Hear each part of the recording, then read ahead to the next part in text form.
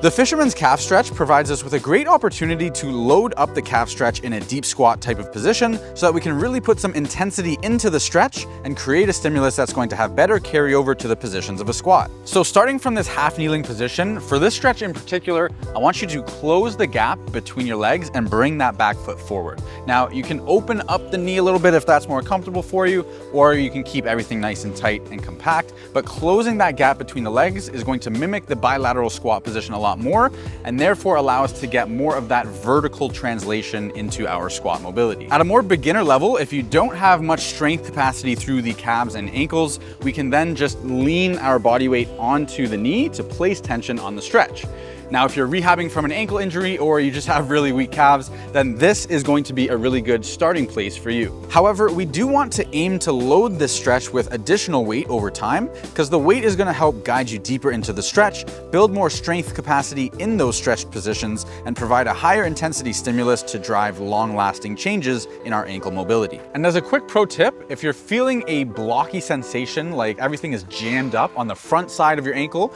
then we can set up a resistance band anchored behind us to help pull the talus bone back and create more space for the ankle to dorsiflex freely. Once we're set up in the stretch, we can start our timer and begin the set. Now, the intention we want to have with our stretching is to start the set in an easy range and then gradually ramp up the intensity of the stretch over the course of the set. So at the very beginning of our set, we want to just settle into the stretch in a relatively comfortable position first for the prescribed amount of time. Once that time has passed, we can then start our first round of contractions against the stretch by taking a big breath in and actively pressing our toes down into the floor to flex the calf for the prescribed amount of time. Then immediately after that, we're going to take a big breath out and try to relax deeper into the stretch, seeing if we can bring our knee any further over the toes while we wait for the next contraction interval. And then we just repeat that cycle for 3 or 4 total rounds, gradually working our way deeper into the stretch. So when it comes to actually implementing this for yourself, I would recommend doing sets of 90 seconds per side, spending the first 30 seconds of the set just settling into the stretch,